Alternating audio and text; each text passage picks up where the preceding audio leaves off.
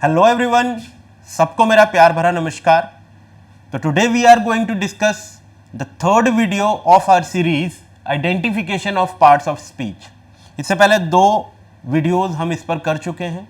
दो वीडियोस में ऑलमोस्ट हमने 25 क्वेश्चंस किए हैं और उनके साथ साथ हमने पार्ट ऑफ स्पीच को भी समझने की पूरी कोशिश करी है। ठीक है, तो आई होप कि आपको वो जो पार्ट ऑफ स्पीच मैंने इससे पहले वीडियोज़ में समझाई हैं वो अच्छी तरह से समझ में आई होंगी। चलिए अभी इस पार्ट में हम आगे से क्वेश्चन करना शुरू करते हैं और कोशिश करते हैं कि आगे की भी पार्ट ऑफ स्पीच उसी तरीके से आपको समझ में आए जिस तरीके से पिछले दो वीडियोस में मैंने आपको समझाने की कोशिश करी। तो चलिए शुरू करते हैं। नेक्स्ट क्वेश्चन देखिए हमारा, oh no I am getting late for the function. So as I told you in my earlier videos के जब भी आपको एक्सक्लेमेटरी साइन मिलता है, जब भी आपको एक्सक्लेमेटरी साइन मिलता है तो आपको ध्यान रखना है कि वो पार्ट ऑफ स्पीच हमारा इंटरजेक्शन कहलाता है। तो हमारा ये आंसर क्या हो जाएगा, इंटरजेक्शन। तो there are so many interjections जिसमें हम क्या करते हैं कि अपना जो फीलिंग्स होती है उनको वर्ड्स के थ्रू हम बोलते हैं। कैसे? जैसे कभी हमने बोला अलास, तो अलास क्या होता है हमारा भाई, फीलिंग ऑफ सॉरो होती है। ठीक है, ऐसे ही बोलते हैं ओह। ये क्या होता है, सरप्राइज होता है। ब्रावो, एप्लॉज होता है एंड सो मैनी अदर्स। ठीक है, ऐसे ही बहुत सारे होते हैं। तो इनके आगे आपको हमेशा क्या मिलेगा, एक इंटरजेक्शनल साइन मिलेगा। तो इंटरजेक्शन का साइन जब भी आप देखेंगे तो हमेशा हमारी पार्ट ऑफ स्पीच इंटरजेक्शन होती है। ठीक है, चलिए नेक्स्ट क्वेश्चन देखते हैं बच्चों। नेक्स्ट है, cash machines permit people to withdraw money at any time. अब ध्यान से देखें कि जो परमिट है और ये जो कैश मशीन्स है, कैश मशीन्स हमारा सब्जेक्ट है और ये जो परमिट करना है ये इस कैश मशीन्स का क्या है, एक्शन हो गया। तो जब भी कोई सब्जेक्ट का एक्शन आप शो करते हो, जब भी किसी सब्जेक्ट का एक्शन शो करते हो तो एक्शन हमेशा हमारा क्या होता है बच्चों, वर्ब होता है। ये बात आपको पता होना चाहिए। ठीक है, कैसे पता लगेगा, आपको जिस वर्ड को अंडरलाइन करके दिया गया है वो जो वर्ड है वो एक्शन है अपने सब्जेक्ट का। तो अगर वो अपने एक्शन का सब्जेक्ट है तो हमेशा ध्यान रखो वो हमेशा वर्ब होता है। अगर मैं बोलूँ तुमसे पूछा जाए कैश मशीन्स यहाँ क्या करती हैं, तो तुम कहोगे सर परमिट करती हैं। तो कैश मशीन्स का एक्शन है, एक्शन हमेशा क्या होता है, हमारा वर्ब होता है। तो कभी भी किसी वर्ड के नीचे अंडरलाइन हो उससे सब्जेक्ट से क्वेश्चन कर लो कि भाई ये सब्जेक्ट क्या करता है यहाँ पर। अगर वही अंडरलाइन वाला वर्ड करता है तो वो वर्ब होता है। Got it? चलिए नेक्स्ट देखते हैं। The novel is loosely based on his childhood in England. अब देखो, आपकी बात तो समझ में आ ही रही होगी। मैंने पहले भी वीडियोस में बताया कि जहां पर भी एलवाई आ जाए, एलवाई हमेशा एडवर्ब को डिनोट करता है। ठीक है, एलवाई क्या होता है, एडवर्ब। लेकिन ये बात आपको रट नहीं लेनी है। मैं आपको ये नहीं कह रहा हूं कि एलवाई वाला जो वर्ड होता है वो हमेशा ही आपका क्या होगा, एडवर्ब ही होगा। एलवाई वाले वर्ड जो होते हैं ना वो एडजेक्टिव भी होते हैं। इसका मैं थोड़ा सा आपको समझा देता हूं। जब भी किसी एडवर्ब में आप एलवाई को प्लस करोगे, ठीक है, तो एडवर्ब तो एलवाई होता है। जब भी किसी एडजेक्टिव में आप एलवाई को प्लस करोगे तो वो कन्वर्ट होता है किस में बच्चों, एडवर्ब में। जैसे मैंने वाइज लिखा, अब वाइज क्या है, एडजेक्टिव होता है, प्लस एलवाई कर दूंगा तो इक्वल टू वाइजली हो जाएगा। अब वाइजली क्या कन्वर्ट हो गया, एडवर्ब में कन्वर्ट हो गया। अभी ये क्या था, एडजेक्टिव था, adjective plus L Y equal to adverb. ठीक है, ऐसे ही अगर किसी नाउन में आप अगर एलवाई ऐड करते हो तो वो क्या बनता है, एडजेक्टिव। लाइक अगर मैं बोलूं मदर प्लस एलवाई, तो मदर सबको पता है नाउन होता है, एलवाई लिखते ही ये क्या हो जाएगा, मदरली। अब मदरली हुआ तो ये क्या हुआ, एडवर्ब हुआ। यहाँ ये क्या था, नाउन था, नाउन में एलवाई जोड़ा तो हमें क्या मिला, एडजेक्टिव मिला। सॉरी एडवर्ब लिख रहा हूँ, एडजेक्टिव मिला। ठीक है, तो ये बात आपको ध्यान रखनी है। तो एलवाई वाले जो वर्ड होते हैं वो हमेशा ही एडवर्ब नहीं होंगे, बट हाँ मोस्ट प्रोबेबली वो क्या होते हैं, एडवर्ब ही होते हैं। लेकिन नाउन में एलवाई जोड़ते हैं तो वो एडजेक्टिव भी बन जाते हैं। ये बात आपको हमेशा ध्यान रखनी है। तो यहाँ पर अगर मैं लूज की बात करूँ, तो लूज हमारा क्या होता है, एडजेक्टिव भी होता है। कैसे पता लगे एडजेक्टिव होता है, तो अगर मैं बोलूं लूज क्या होता है तो कोई ना कोई वस्तु ही होती है ना। लूज अगर बोलूंगा तो लूज किसी को डिस्क्राइब कर रही होगी। लूज क्या चीज, कोई वस्तु। अब वस्तु का नाम क्या होता है, हमेशा नाउन होता है। अब नाउन होता है तो इसका मतलब है कि अभी मैं एलवाई को कंसीडर नहीं कर रहा हूं। लूज क्या होता है, कोई नाउन होता है, और जो नाउन को डिस्क्राइब करता है वो एडजेक्टिव होता है, और एडजेक्टिव में एलवाई लगेगा तो ये एडवर्ब होगा। तो ये हमारा यहां पर क्या है बच्चों, एडवर्ब है, ना कि एडजेक्टिव है। तो ये बात हमेशा आपको ध्यान रखनी है। चलिए नेक्स्ट देखते हैं। नेक्स्ट है, since children have so much homework to do their play time is very limited. क्या है, सिंस हमारा कंजंक्शन हो गया बच्चों यहां पर, क्योंकि सिंस क्या कर रहा है, इस वाले क्लॉज को जोड़ रहा है। Since children have so much homework to do, comma लगना चाहिए था यहाँ पे, their play time is very limited. अब समझो यहां पर प्ले टाइम की बात आ गई। अब यहां बच्चा कंफ्यूज होगा कि प्ले टाइम क्या होता है। सो प्ले टाइम को अगर समझना है तो उससे पहले वाले वर्ड को देख लो, देयर। अभी मैंने आपको पिछले कुछ वीडियोस में, कुछ क्वेश्चंस में मैंने समझाया था कि हमारे पास दो केसेस होते हैं, पॉजेसिव एडजेक्टिव और एक होता है हमारे पास पॉजेसिव प्रोनाउन। ठीक है, अभी इनके बारे में आपको क्या समझना है। अगर पॉजेसिव प्रोनाउन है, अगर कोई भी वर्ड का पार्ट ऑफ स्पीच प्रोनाउन है तो वो कभी नाउन नहीं हो सकता। ठीक है, या फिर वो किसी नाउन को डिफाइन नहीं कर सकता, क्योंकि प्रोनाउन का यूज जो होता है बेसिकली वो होता ही नाउन की जगह पर है। इसका मतलब है जहां नाउन होगा वहीं प्रोनाउन होगा, जहां प्रोनाउन होगा वहीं नाउन होगा। तो नाउन और प्रोनाउन क्या है, एक दूसरे के क्या है, कॉम्प्लीमेंट्री है, कॉम्प्लीमेंट करते हैं एक दूसरे को रिप्लेस कर लेते हैं। ठीक है, सो प्रोनाउन और नाउन कभी एक साथ नहीं आता। बात करें एडजेक्टिव की, तो एडजेक्टिव के बारे में मैं चीख कर बार बार बता रहा हूं आपको कि एडजेक्टिव का काम सिर्फ एक ही होता है, अपने नाउन को डिफाइन करना। सो जब भी कोई एडजेक्टिव होगा तो एडजेक्टिव जहां पर भी एग्जिस्ट करेगा उससे पहले उसका नाउन एग्जिस्ट करता है, बिकॉज एडजेक्टिव आता ही नाउन को डिस्क्राइब करने हैं। जब नाउन ही नहीं होगा तो अकेला एडजेक्टिव क्या करेगा। सो आपको यह बात ध्यान रखनी है कि एडजेक्टिव जब भी कहीं मिलेगा आपको तो वहां नाउन जरूर एग्जिस्ट करेगा। एडजेक्टिव बिना नाउन के कभी मिलते नहीं आपको। सो अगर मैं पॉजेसिव एडजेक्टिव की बात करता हूं तो पॉजेसिव एडजेक्टिव बेसिकली वो एडजेक्टिव होते हैं जो अपने नाउन के पोजेशन को बताते हैं, जो अपने नाउन के अधिकार को बताते हैं। सो इसमें बहुत सारे हैं। अब मैं आई का पॉजेसिव एडजेक्टिव बोलूं तो माई हो जाएगा, वी का बोलूं तो आर हो जाएगा, यू का बोलूं योर हो जाएगा, ही का हिज, शी का हर, इट का इट्स, वन का वंस। लेकिन इसी के प्लेस पर अगर मैं इनके प्रोनाउंस बोलूं, पॉजेसिव प्रोनाउंस, तो माई का माइन होता है, आर का आर्स होता है, योर का योर्स होता है, हिज का हिज होता है, हर का हर्स होता है, इट्स का नहीं होता है। ठीक है, इट्स का पॉजेसिव प्रोनाउन नहीं होता है, वंस का भी नहीं होता है।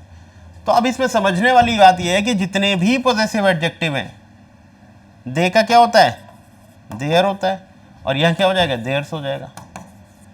अब ये जितने भी पॉजेसिव एडजेक्टिव दिखाई दे रहे हैं ये तभी एग्जिस्ट कर पाएंगे जब इनके बाद नाउन लिखा गया होगा। तो ये और ये मिलकर क्या बनते हैं, हमारे ये सारे बन जाते हैं। इसका मतलब है इनके साथ हमें नाउन लिखने की जरूरत नहीं है, जबकि ये पॉजेसिव एडजेक्टिव हैं तो पॉजेसिव एडजेक्टिव बिना नाउन के नहीं आते। So these all are possessive adjectives which can not exist without their noun. Simple सीधी सी बात ये है। सो आ जाओ इधर। अब ये जो देयर लिखा है आपको सबको पता है कि देयर क्या होता है, पॉजेसिव एडजेक्टिव होता है, और देयर के तुरंत बाद जो वर्ड लिखा हुआ है वो प्ले टाइम लिखा हुआ है। तो देयर के तुरंत बाद जो वर्ड लिखा होगा वो नाउन ही तो होगा। तो देखो यहां पर इसका आंसर नाउन है, बाकी ये कोई भी पार्ट ऑफ स्पीच नहीं हो सकता। बात समझ में आ रही है। चलिए नेक्स्ट देखिए। नेक्स्ट है, दे वेंडर्ड अराउंड एमलेसली। अब हम वेंडर्ड की बात करें तो वेंडर्ड तो एक्शन हुआ, वेंडर्ड क्या हुआ बच्चों, एक्शन हुआ।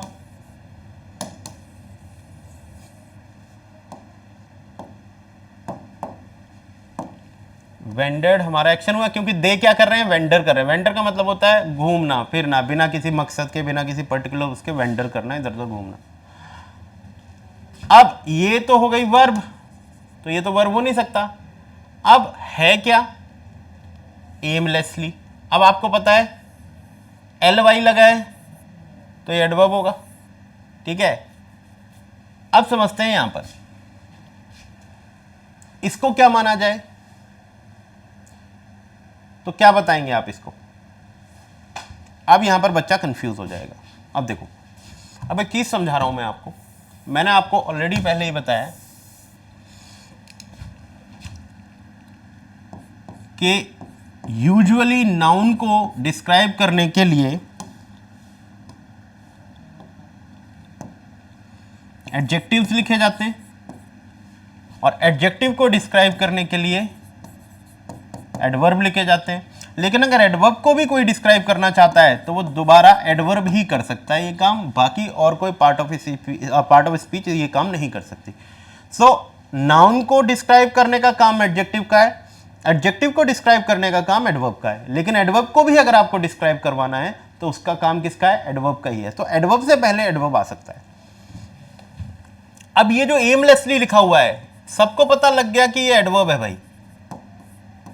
अब अगर एडवर्ब से पहले अगर अराउंड को हम माने तो अराउंड इंग्लिश में आप अभी समझ लो दो ही चीजें हो सकती हैं, या तो वो प्रेपोजिशन हो सकता है, नहीं तो वो एडवर्ब होगा। अब मोस्ट ऑफ द बच्चे जो होते हैं, मोस्ट ऑफ द चिल्ड्रन जो होते हैं, मोस्ट ऑफ द स्टूडेंट्स जो होते हैं, उनको बचपन में यही पढ़ाया गया है कि अराउंड क्या होती है, प्रेपोजिशन होती है। सो प्रेपोजिशन और एडवर्ब में हम कैसे डिफरेंस क्रिएट करें, क्यों, क्योंकि बहुत सी ऐसी प्रेपोजिशन हैं जो एडवर्ब का भी काम कर रही होती हैं। तुम्हें कैसे पता लगेगा कि ये एडवर्ब है या वो है प्रेपोजिशन? तो इसके पीछे का एक बहुत सिंपल तरीका बता देता हूं मैं आपको, वो समझ लो आप। क्या कभी भी प्रीपोजिशन लिखी गई होगी तो उसके बाद नाउन या प्रोनाउन जरूर लिखा गया होगा। अच्छी तरह से समझ लो इस बात को।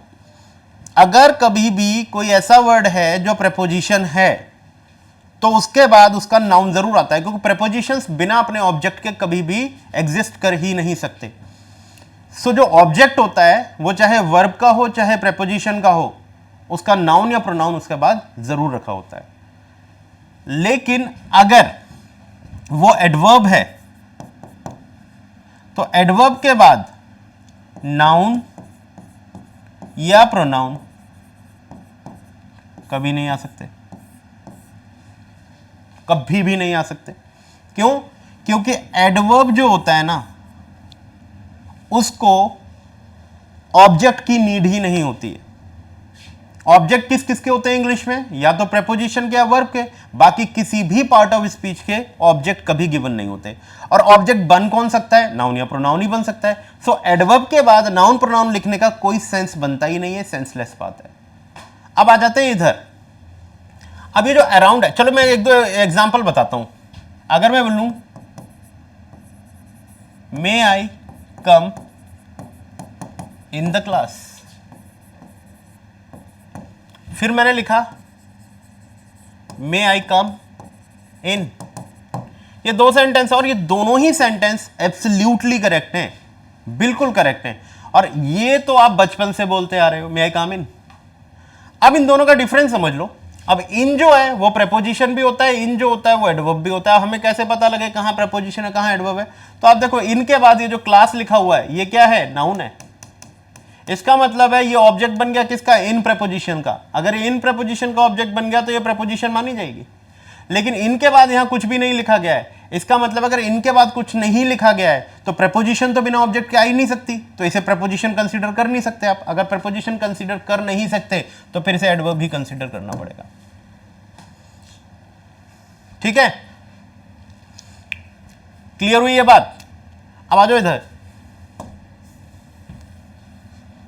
ये जो एमलेसली है ये नाउन प्रोनाउन तो है नहीं, ये नाउन प्रोनाउन तो किसी भी हिसाब से नहीं है। ये क्या है हमारा? एडवर्ब। अब एडवर्ब से पहले ये वर्ब तो है नहीं, क्योंकि वर्ब तो ये है।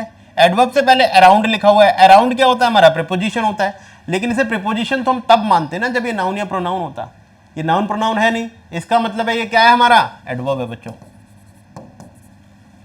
ये छोटी छोटी बातें होती है जब वहां पर आपको घुमाएगा वो। ठीक है, तो ये बात ध्यान रखें। तो देखो यहां पर आंसर मिलेगा आपको ये एडवर्ब। प्रेपोजिशन वैसे भी ऑप्शन में दिया ही नहीं गया है, लेकिन ऑप्शन में दिया गया होता तो भी तुम कंफ्यूज हो जाते, नहीं दिया गया है तो भी तुम कंफ्यूज हो जाओगे। ठीक है, चलिए नेक्स्ट देखते हैं। नेक्स्ट है we went away after they had left. अब यहां पर भी एक प्रॉब्लम है, हमारे कुछ वर्ड्स ऐसे भी हैं जो प्रेपोजिशन और कंजंक्शन दोनों की तरह काम करते हैं, जैसे जिसमें आफ्टर हो गया, बिफोर हो गया। ठीक है, इसमें बड़ा कंफ्यूजन होता है बच्चों को, आफ्टर बिफोर। अब ये जो आफ्टर बिफोर हैं ये क्या होते हैं, हमारे कंजंक्शंस भी होते हैं और प्रेपोजिशन भी होते हैं। जैसे सिंस हो गया, सिंस भी हमारा कंजंक्शन और प्रेपोजिशन दोनों की तरह काम करता है। अब हमें पकड़े कैसे कि ये कंजंक्शन है या प्रेपोजिशन है, तो बहुत सिंपल तरीका है, मेरी बात को ध्यान रखोगे आगे कभी कंफ्यूजन होगा ही नहीं इस बात को लेकर आपको। Got it? देखो कैसे, मान लीजिए आफ्टर की बात अगर हम करें, पहले तो ये समझ लो कंजंक्शन होता क्या है। देखो इंग्लिश में कंजंक्शन दो टाइप के होते हैं, एक होता है हमारा कोऑर्डिनेटिंग कंजंक्शन, ठीक है, और एक होता है हमारा सबऑर्डिनेटिंग कंजंक्शन। जब ये बात समझ में आ जाएगी आपको तो ये बात अपने आप समझ में आ जाएगी। कोऑर्डिनेटिंग कंजंक्शन सिर्फ हमारे साथ होते हैं, जिनको हम एक नेमोनिक से जानते हैं, फेन बॉयज।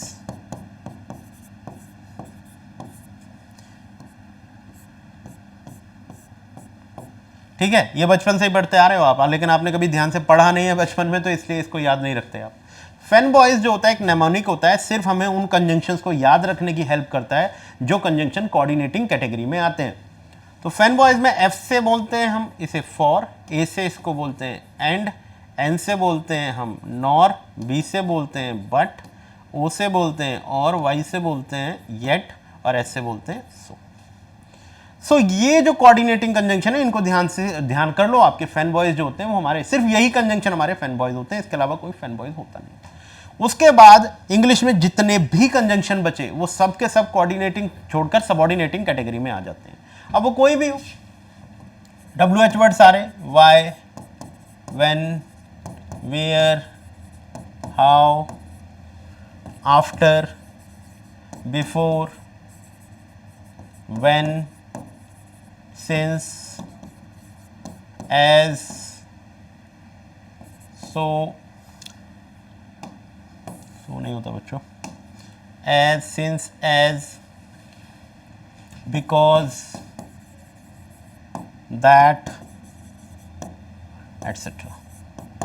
ठीक है, और भी बहुत सारे हैं। तो मतलब मेरा समझाने के यही है कि बस इसको ध्यान रख लो तो आपका क्या होगा, सबऑर्डिनेटिंग अपने आप याद हो जाएंगे आपको। अब ये बात मैं आपको क्यों बता रहा हूं, ये बात आपको अब समझ में आएगी।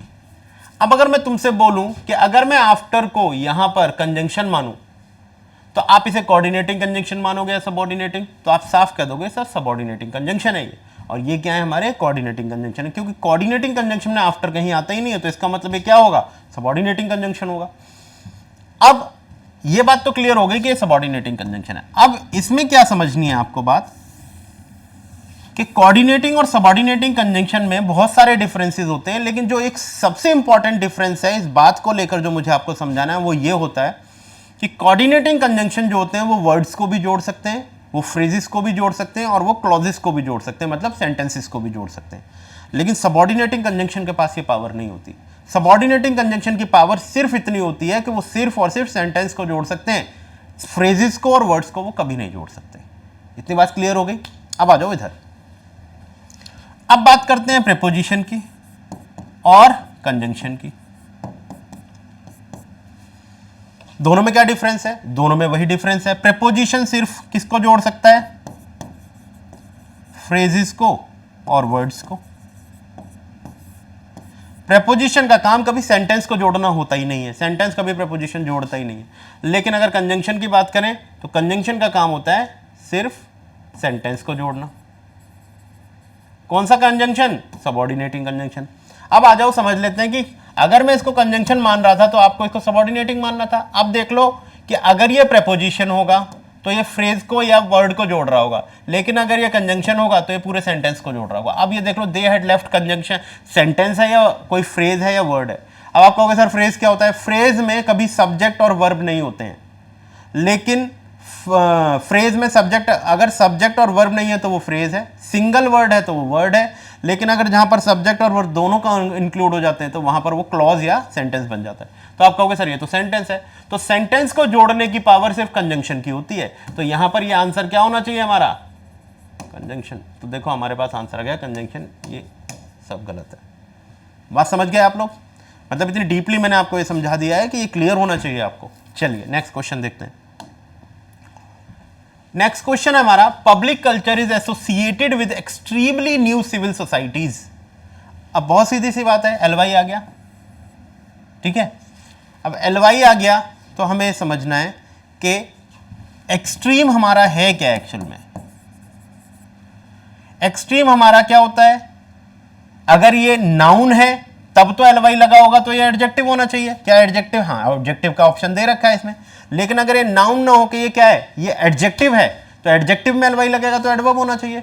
अब हमें कैसे पता लगे कि एडजेक्टिव है या ये नाउन है? तो इससे पहले कोई वर्ड लगाकर देख लो। जैसे एक्सट्रीम है, अब एक्सट्रीम के आगे कुछ लगा सकते हो आप, मतलब एक्सट्रीम के आगे कोई नाउन फिट कर सकते हो, लगाते हैं हम। एक्सट्रीम कंडीशंस बोलते हैं ना, यहां तो बड़ी एक्सट्रीम कंडीशंस है। सो अगर मैं एक्सट्रीम के आगे कंडीशंस लगा पा रहा हूं तो इसका मतलब है मैं एक्सट्रीम के आगे नाउन लगा पा रहा हूं।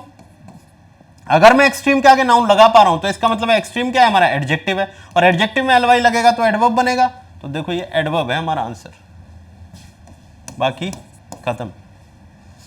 बात समझे आप लोग? ये छोटी छोटी बातें जो ध्यान रखोगे तो कभी इंग्लिश में गलती नहीं करोगे आप। नेक्स्ट देखिए, नेक्स्ट है हमारा, you are paying less attention to your studies these days. You are paying less attention to your studies these days. अब हमें मालूम है आर पेइंग तो वर्ब हो गया, यू हमारा सब्जेक्ट हो गया। अभी जो लेस लिखा है इसको क्या माने? इसको समझने के लिए इसके आगे के वर्ड चेक करने पड़ेंगे। अटेंशन। अब अगर मैं तुमसे पूछूं अटेंशन यहां पर क्या है, तो तुम्हें यह फाइंड आउट करना पड़ेगा। अब मान लो मैंने अगर अटेंशन लिख दिया, अब इसको पहचानने का तरीका यही है कि अगर मैं इसके आगे कोई वर्ड लिखूं, अगर कोई नाउन लिखूं और नाउन इसके आगे फिट हो जाता है तब तो ये एडजेक्टिव है। अगर नाउन के आगे नाउन रखूंगा तो नाउन के आगे तो नाउन कभी नहीं आ सकता। तो मैं लिखूं अटेंशन पीपल, तो तुम कहोगे ये तो कोई सेंस ही नहीं बन रहा सर, अटेंशन पीपल थोड़ी होता है, अटेंटिव पीपल होता है। इसका मतलब है अटेंशन अपने आप में क्या है बच्चों? नाउन है, नाउन इसके आगे आ नहीं सकता। इसका मतलब ये नाउन है तो नाउन से पहले क्या आता है हमारा? एडजेक्टिव। तो ये लेस जो है वो हमारा एडजेक्टिव है बच्चों। ओके, तो अब आप ये समझ लो कि आप कहते हो चलो नाउन नहीं लगाओ, अगर ये नाउन होगा तो इससे पहले एडजेक्टिव तो आ सकता है, तो लगा लो। एडजेक्टिव इससे पहले लगाओगे तो लग जाएगा। जैसे मैंने लिखा क्लियर अटेंशन, ठीक है, या मैंने लिखा गुड अटेंशन, या मैंने लिखा हिज अटेंशन। तो ये देखो तीनों के तीनों एडजेक्टिव ही तो है, एडजेक्टिव के आगे नाउन ही तो आता है। तो देखो ये नाउन है, तो नाउन से पहले क्या होगा? हमेशा एडजेक्टिव होगा। तो लेस यहां पर एडजेक्टिव का काम कर रहा है। गॉट इट बच्चों? इतनी बात क्लियर हो गई आप लोगों को? चलिए नेक्स्ट देखिए। नेक्स्ट है, why is it really Sujata on the phone. Why is it really Sujata on the phone.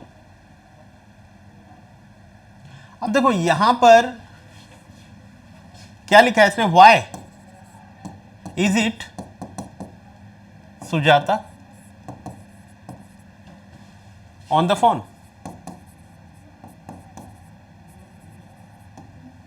अब आप एक बात देखो, ज्यादातर बच्चे इसको क्वेश्चन मान लेंगे व्हाई, ठीक है।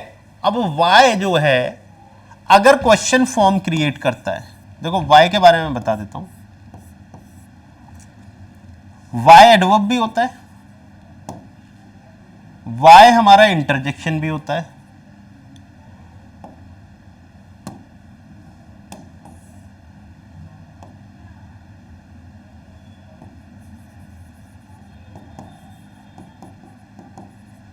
और वाई हमारा कंजंक्शन भी होता है। अब इनमें कैसे पहचानोगे आप?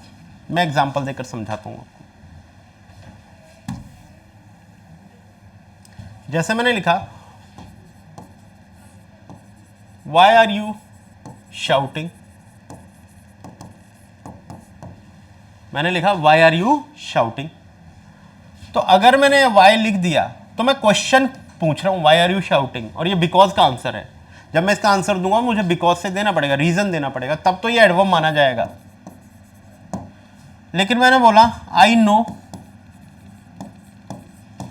Y you are shouting.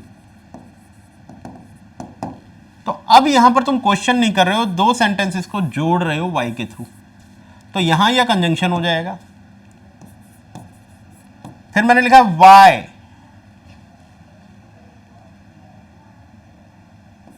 He has, why like जैसे ये क्वेश्चन है। अब देखो वाई के आगे कॉमा लगा हुआ है, वाई के आगे कॉमा, अगर ये क्वेश्चन फॉर्म होता तो वाई के आगे कॉमा लगाने की जरूरत नहीं थी इसको, लेकिन जब भी वाई के आगे आप कॉमा देखो तो समझ लो वो क्या कर रहा है, इसको क्या कर रहा है, सरप्राइज कर रहा है।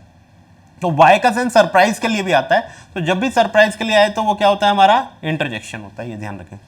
क्वेश्चन क्या है यहां से, is it really Sujata on phone, क्या ये वाकई में सुजाता है फोन पर? क्यों यार, क्यों कहते हैं ना कभी कभी क्यों, मतलब जब आप किसी से परेशान हो जाते हो तो कहते हैं ना वाई, क्यों, तो वहां पर आप क्या कर रहे होते हो, अपनी फीलिंग्स शो कर रहे होते हो। तो वाई के थ्रू जब फीलिंग्स शो होती हैं तो वो इंटरजेक्शन होता है। बात समझ में आ गई?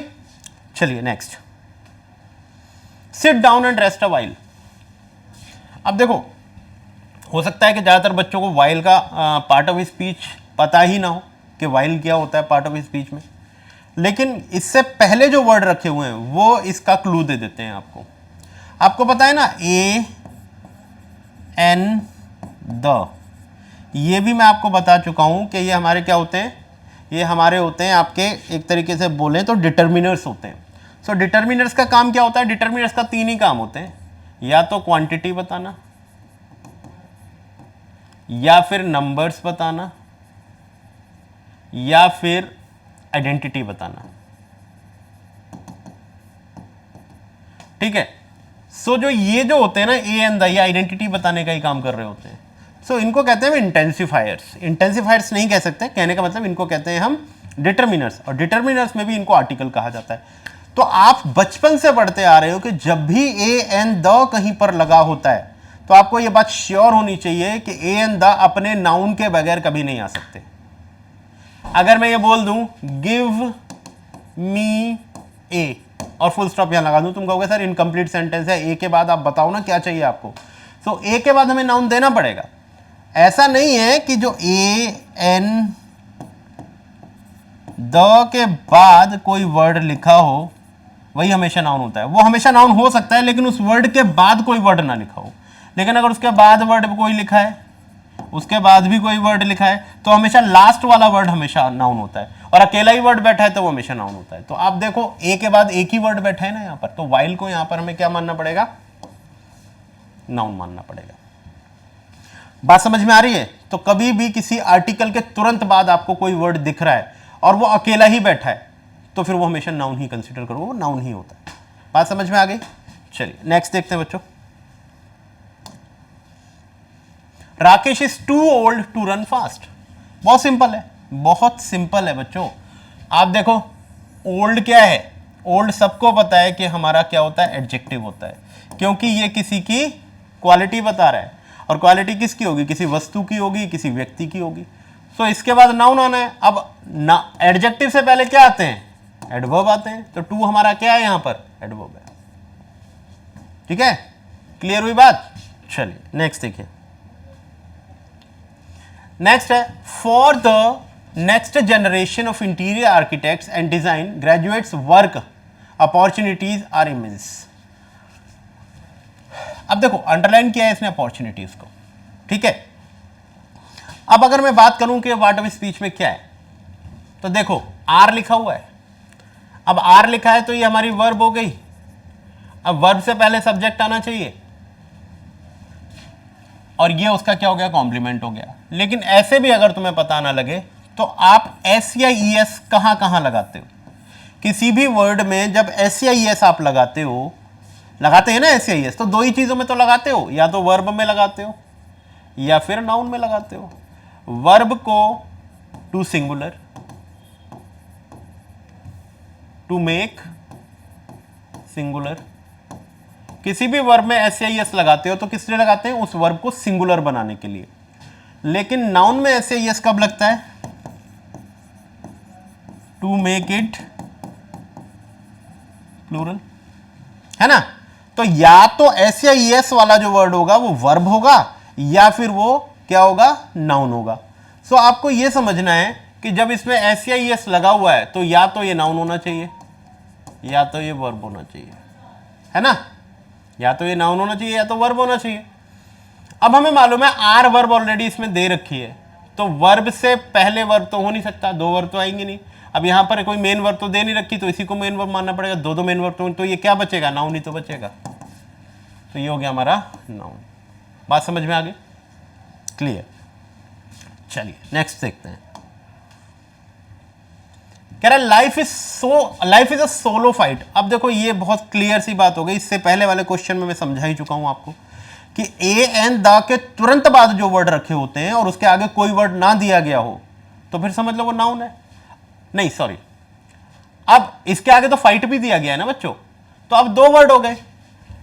अब दो वर्ड हो गए तो एक जहां पर भी ए एंड द लगा होता है उसका जो लास्ट वर्ड होता है वो क्या होता है, नाउन होता है। अब नाउन को कौन डिस्क्राइब करता है, एडजेक्टिव डिस्क्राइब करता है। तो सोलो हमारा यहां पर क्या होना चाहिए, एडजेक्टिव होना चाहिए। तो देखो ये रहा ऑप्शन एडजेक्टिव, बाकी ये कुछ है नहीं।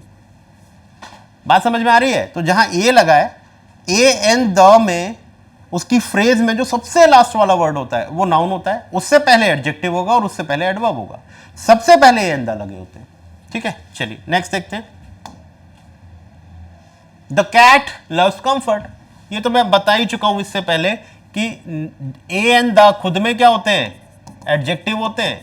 एडजेक्टिव ना हो तो फिर उनका दूसरा नाम आपका हो सकता है डिटर्मिनर।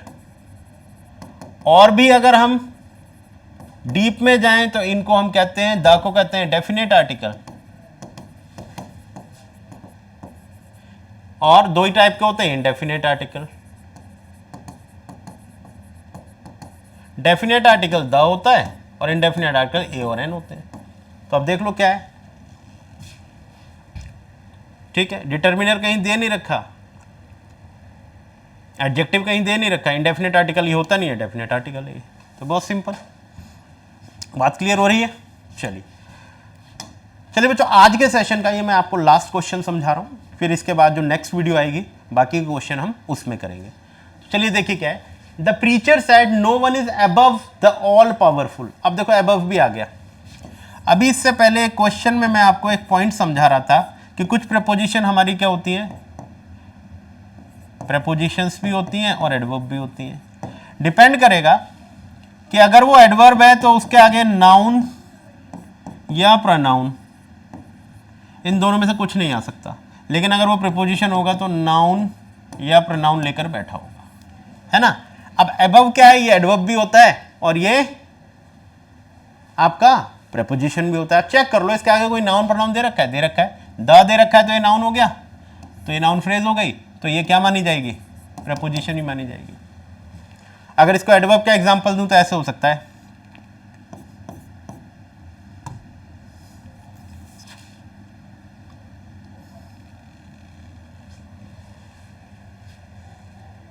सॉरी अबव तो प्रेपोजिशन ही होता है, इसके आगे हमेशा नाउन आएगा ही आएगा, ठीक है। लेकिन ये मैं आपको पॉइंट बता रहा हूं कि कभी भी प्रेपोजिशन और एडवर्ब में कंफ्यूजन हो तो यही एक पॉइंट है पहचानने का। उसके आगे नाउन दे रखा है तो प्रेपोजिशन, नहीं दे रखा है तो एडवर्ब। तो देखो यहां पर ये क्या आ जाएगा बेटा, प्रेपोजिशन आ जाएगी, क्योंकि इसके बाद नाउन दे रखा है, ठीक है। तो आई होप कि ये जो मैंने लेक्चर दिया है आपको, इससे बहुत हेल्प मिली होगी आपको। मैंने बहुत कुछ समझाया है इसके अंदर। तो अगर इसको, ये जो सीरीज़ है मेरी, आप लगातार देख रहे हो तो पार्ट ऑफ स्पीच का, बिलीव में पार्ट ऑफ स्पीच की प्रॉब्लम आपकी ख़त्म ही हो जानी है। तो ध्यान से देखें, जो बच्चे आज फर्स्ट वीडियो देख रहे हैं मेरी, वो पहले की वीडियो भी मेरी देख लें, आपको बहुत हेल्प मिलने वाली है, ठीक है। तो चलिए इस वीडियो को यहीं पर ख़त्म करते हैं, लेकिन प्लीज़ इसको सब्सक्राइब कर लीजिए, क्योंकि सब्सक्राइब करेंगे तभी नोटिफिकेशन मिलेगा। और शेयर तो हमें ये करना ही चाहिए कि नॉलेज जितना शेयर करोगे उतनी बढ़ती है। तो चलिए आज का वीडियो हम यहीं ख़त्म करते हैं। Thank you so much for watching.